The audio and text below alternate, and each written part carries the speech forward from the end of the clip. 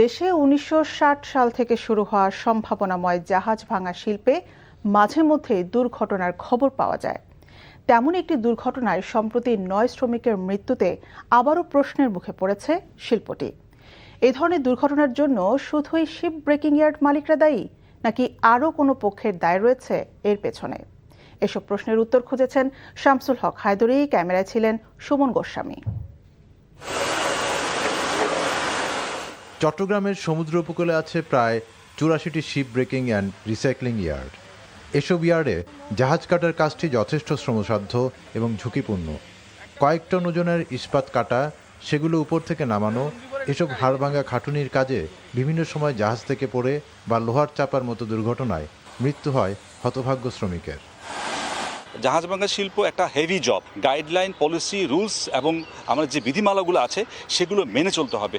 আপনার এক মুহূর্তের আপনার অবহেলা, গাফলতি আপনার অ্যাক্সিডেন্টের কারণ হয়ে যেতে পারে। জাহাজ পুনঃপ্রক্রিয়াজাতকরণের আন্তর্জাতিক সনদ হংকং কনভেনশন। বাংলাদেশ ২০২৩ সালে এই সনদে সই করার পর থেকে এই খাতকে গ্রিন শিপইয়ার্ডে উন্নীত করার বাধ্যবাধকতা রয়েছে। এই কারণে ইতোমধ্যে ২৩টি ইয়ার্ড নির্দিষ্ট মানে উন্নীত করার ঘোষণা দেওয়া হয়েছে। তারপরও সম্প্রতি ৯ শ্রমিকের মৃত্যুতে নতুন করে প্রশ্নের মুখে পড়ে জাহাজ ভাঙা শিল্প। হংকং কনভেনশনের এটা করতে হবে, শ্রমিকের অধিকার করতে হবে, কিন্তু কোনো বিষয় তারা পালন করে না। ফলে দুর্ঘটনা হচ্ছে প্রতিনিয়ত।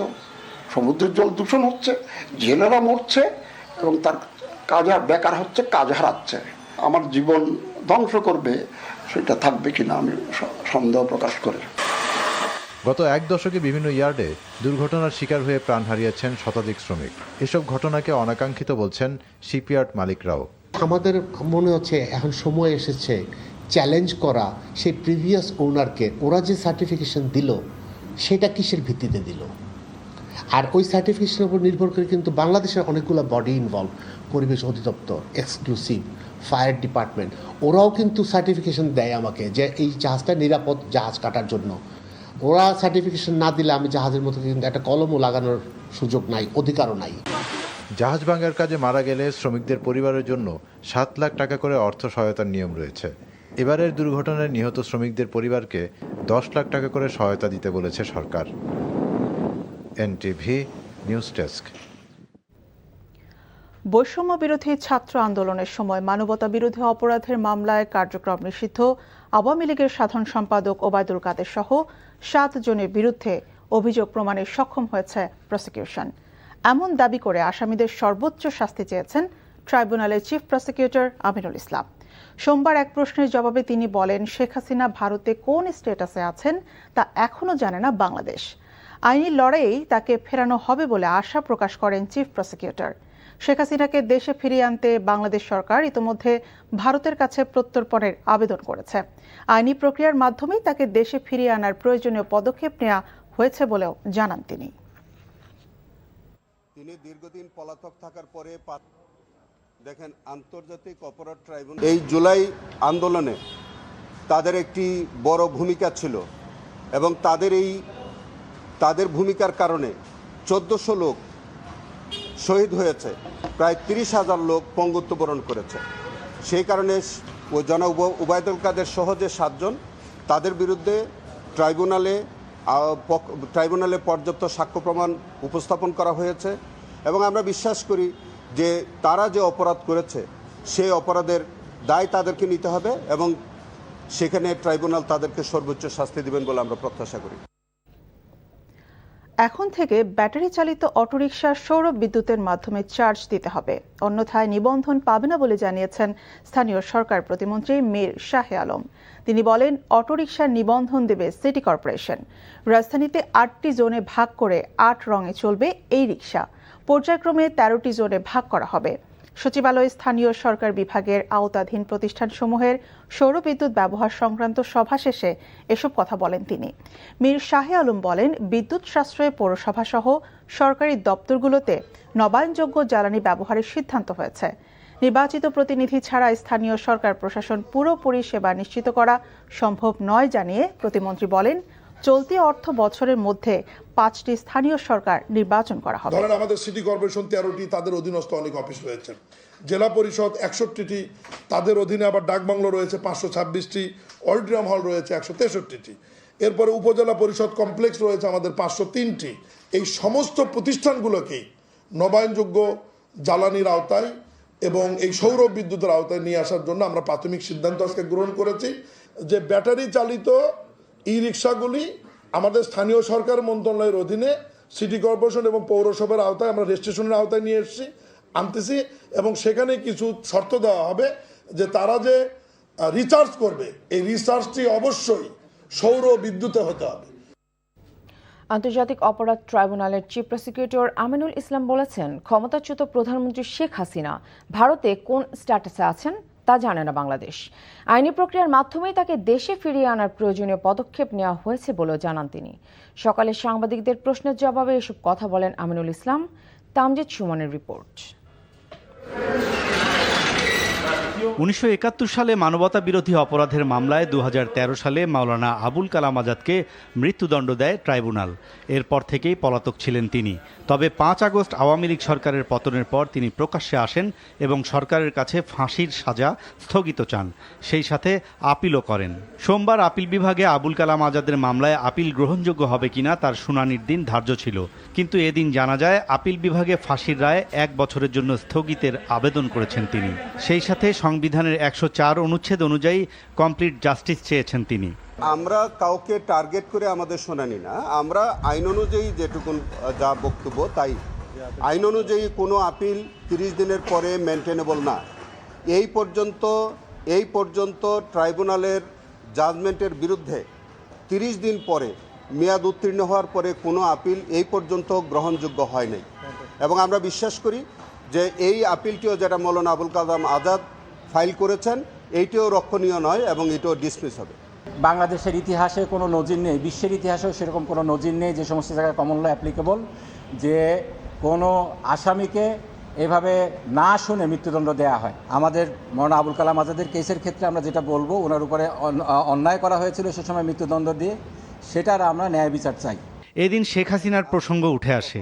এক প্রশ্নের জবাবে চিফ প্রসিকিউটর বলেন, শেখ হাসিনা ভারতে কোন স্ট্যাটাসে আছে তা এখনও জানে না বাংলাদেশ। আইনি লড়াইয়েই তাকে ফেরানো হবে বলেও জানান তিনি। আমরা শেখ হাসিনা কি স্ট্যাটাসে ওখানে আছেন এটি কিন্তু আমরা ক্লিয়ার এখন পর্যন্ত জানি না। আমরা আইনি লড়াই করে আনার জন্যই তো ইতিমধ্যে বাংলাদেশ সরকার ভারত সরকারের কাছে তারা আবেদন করেছে। যে আবেদনটা করেছে শেখ হাসিনাকে প্রত্যর্পণ করার জন্য যে আবেদন, এটা একটি আইনি প্রক্রিয়া। সেই আইনি প্রক্রিয়ার মধ্য দিয়ে তাকে আনার জন্য বাংলাদেশ সরকার প্রয়োজনীয় পদক্ষেপ নিয়েছে। এদিকে জুলাই অভ্যুত্থানের সময় বিভিন্ন গণমাধ্যমে উস্কানিমূলক বক্তব্য দেয় সাংবাদিক শ্যামল দত্ত, মোজাম্মেল বাবু ও ফারজানা রূপাকে ট্রাইব্যুনালে হাজিরের নির্দেশ দেওয়া হয়েছে। Tamjid Suman, NTV news, Dhaka. স্বাধীনভাবে সিদ্ধান্ত নেওয়ার মাধ্যমে নতজানু পররাষ্ট্রনীতি থেকে বাংলাদেশ বের হয়ে এসেছে বলে জানিয়েছেন প্রধানমন্ত্রীর কার্যালয়ের মুখপাত্র মাহদি আমিন। তিনি বলেন, বিএনপি বিশ্বাস করে মেগা প্রজেক্টের নামে মেগা দুর্নীতি থেকে বের হয়ে আসতে হবে। প্রধানমন্ত্রীর রাজনৈতিক উপদেষ্টা নজরুল ইসলাম খান জানান, সাবেক আইজিপি বেনজির আহমেদকে বিচারের জন্য দেশে ফিরিয়ে আনতে আরব আমিরাতের সঙ্গে যোগাযোগ করা হচ্ছে। ইফতেখার রেজার রিপোর্ট। ভঙ্গুর অর্থনীতিকে পুনর্গঠন, রাষ্ট্রের আমূল সংস্কার, টেকসই সামাজিক উন্নয়ন ও ধর্মীয় সামাজিক সংস্কৃতি, সম অধিকার সহ বিএনপির 31 দফা ইস্তেহার সরকারের 6 মাসে কতটা বাস্তবায়ন হয়েছে, এসব নিয়ে সাংবাদিকদের সঙ্গে প্রধানমন্ত্রীর প্রেস উইংয়ের মতবিনিময়। রাজধানীর তেজগাঁওয়ে প্রধানমন্ত্রীর কার্যালয়ে এ মতবিনিময়ে সরকারের 6 মাসের কাজের ফিরিস্তি তুলে ধরেন কার্যালয়ের মুখপাত্র মাহদি আমিন। বিএনপি নির্বাচিত সরকার বিশ্বাস করে আমাদের রাষ্ট্র পরিচালনার মূল মন্ত্র সবার আগে বাংলাদেশ। আমরা এমন একটি বাংলাদেশ গড়ে তুলতে চাই যেখানে বিশ্বের প্রতিটি দেশের সাথে দ্বিপাক্ষিক এবং বহুপাক্ষিক সম্পর্কের ভিত্তি হবে সমতা, ন্যায্যতা এবং মর্যাদা। আমাদের এই নির্বাচিত সরকারের সময় নতজানু পররাষ্ট্রনীতির অবসান হয়েছে। আমরা বিশ্বাস করি বাংলাদেশের অভ্যন্তরীণ বিষয়ে কারো কোনো হস্তক্ষেপের ক্ষমতা নাই। জনগণের ক্ষমতায় তো রাজনৈতিক দল যেহেতু আজকে রাষ্ট্র পরিচালনা রয়েছে, জনগণের আকাঙ্ক্ষা এবং অভিপ্রায়ের উপর ভিত্তি করে সবার আগে বাংলাদেশ নীতিকে ধারণ করি সামনের দিকে এগিয়ে যাবে এই বাংলাদেশ। সাংবাদিকদের প্রশ্নের জবাবে তথ্যমন্ত্রী বলেন, প্রতিশ্রুতি বাস্তবায়নে ধ্বংসস্তূপ অপসারণের এক ধাপ পার করেছে সরকার। প্রথম পর্বের এই দিনগুলিকে আমাদের ব্যয় করতে হচ্ছে যত না বেশি কর্মসূচি বাস্তবায়ন করার জন্য, তার চেয়ে বেশি বাস্তবায়ন করতে হচ্ছে ধ্বংসস্তূপকে নতুন কর্মসূচি গ্রহণ করার উপযোগী হিসাবে গড়ে তোলার জন্য। দলীয় বিবেচনায় বিভিন্ন প্রতিষ্ঠানের নিয়োগ নিয়ে প্রধানমন্ত্রীর রাজনৈতিক উপদেষ্টা রুহুল কবির রিজভী বলেন, যোগ্যতার ভিত্তিতে পৃথিবীর সব দেশেই দলীয় ব্যক্তিদের নিয়োগ হয়। এই স্পয়লার সিস্টেম পৃথিবীর বহু দেশে আছে, গণতান্ত্রিক দেশে আছে।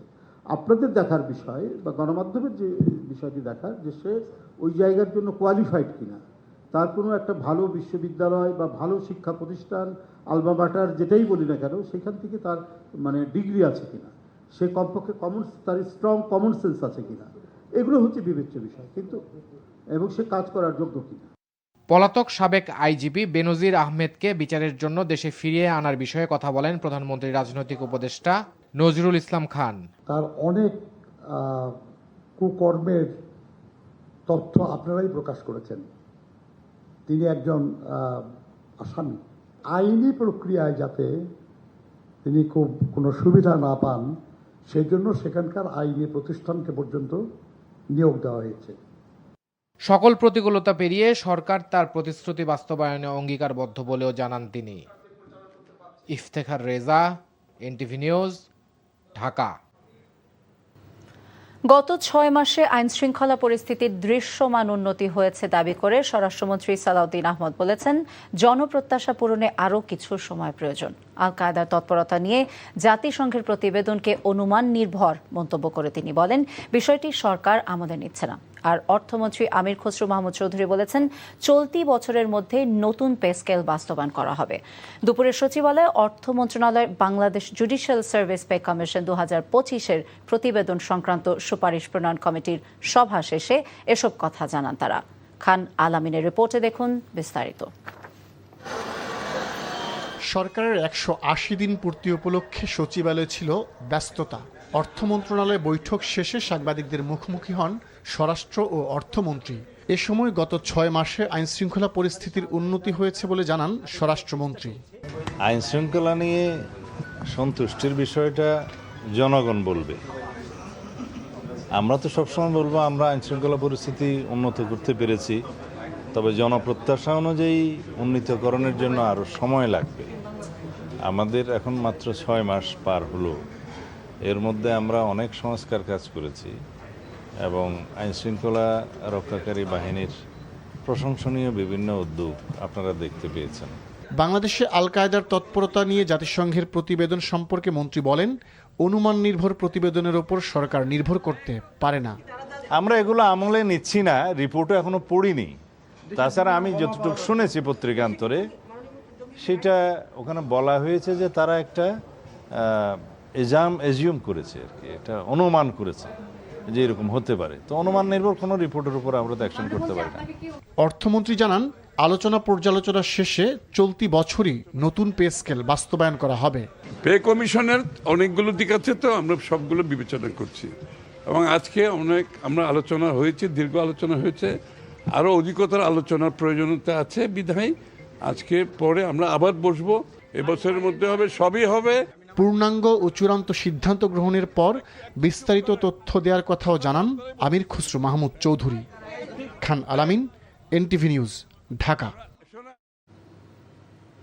প্রধানমন্ত্রী তারেক রহমানকে সৌদি আরব সফরের আমন্ত্রণ জানিয়েছেন সৌদি আরবের ক্রাউন প্রিন্স এবং প্রধানমন্ত্রী মোহাম্মদ বিন সালমান বিন আব্দুল আজিজ আল সৌদ। দুপুরে সচিবালয়ে প্রধানমন্ত্রীর সঙ্গে সৌজন্য দেখা করে এই আমন্ত্রণপত্র হস্তান্তর করেন ঢাকায় নিযুক্ত সৌদি রাষ্ট্রদূত ডক্টর আবদুল্লাহ জাফের এইচ বিন আবিয়া। চিঠিতে বলা হয়েছে, ভ্রাতৃপ্রতিম দুই দেশের জনগণের আকাঙ্ক্ষা পূরণ এবং পারস্পরিক স্বার্থ সংশ্লিষ্ট ক্ষেত্রে দ্বিপক্ষীয় সম্পর্ক সুদৃঢ় করতে বাংলাদেশের প্রধানমন্ত্রীর সৌদি সফর ভূমিকা রাখবে।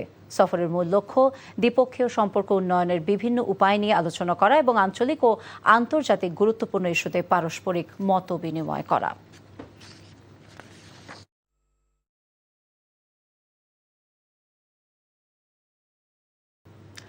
আগামীকাল মঙ্গলবার এলএনজির নতুন কার্গো আসছে বলে জানিয়েছে রূপান্তরিত প্রাকৃতিক গ্যাস কোম্পানি লিমিটেড আরপিজিসিএল।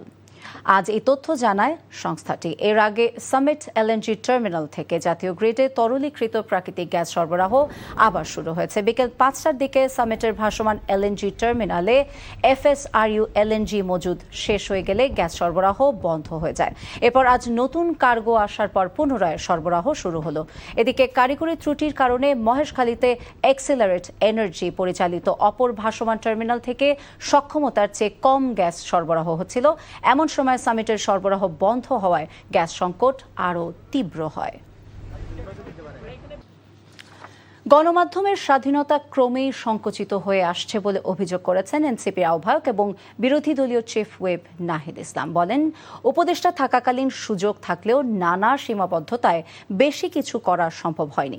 অনুষ্ঠানে জুলাইয়ে অবদান রাখা সাংবাদিকদের চাকরি হারানোর ঘটনায় উদ্বেগ প্রকাশ করা হয়। জুবাইর প্রধানের রিপোর্ট। জুলাইয়ের সেই উত্তাল সময়ে বিবেকের তাড়নায় যেসব গণমাধ্যম কর্মী তৎকালীন স্বৈরশাসকের রক্তচক্ষুকে উপেক্ষা করে সত্যপ্রকাশে নির্ভীক ছিলেন, তাদের মধ্যে কিছু সংখ্যকের অংশগ্রহণে সাংবাদিকের চোখে জুলাই অনুষ্ঠানের আয়োজন করে ডেমোক্রেটিক জার্নালিস্ট অ্যালায়েন্স DGA।